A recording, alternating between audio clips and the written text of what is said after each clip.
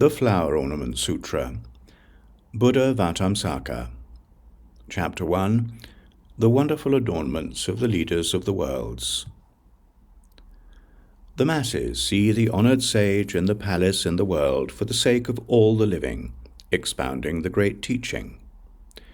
In the whirlpool of the ocean of truth, with all kinds of different doctrines, various appropriate techniques, he teaches without end. Those boundless great techniques respond to all the lands.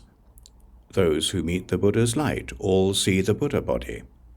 Having served all the Buddhas, many as atoms in a billion lands, his virtue is as vast as space, looked up to by all.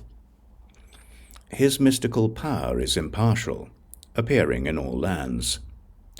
While sitting at rest in the sublime enlightenment sight, he appears before all sentient beings. Blazing clouds illumining all, with various spheres of light extending throughout the universe, showing where the Buddha acts. Furthermore, the enlightening being universally good entered into the ocean of techniques of inconceivable doors of liberation, and entered into the ocean of virtues of the Buddha.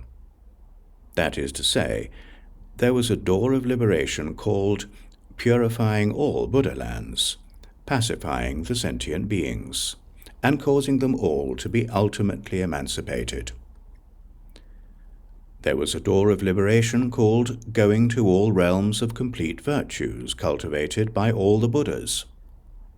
There was a door of liberation called the great ocean of vows defining the stages of all enlightening beings. There was a door of liberation called everywhere manifesting infinite bodies, numerous as atoms in the cosmos. There was a door of liberation called explaining an inconceivable number of different names throughout all lands.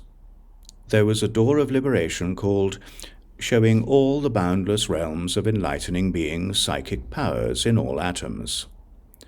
There was a door of liberation named showing the events of the formation and decay of the ages of past, present, and future, in the space of an instant.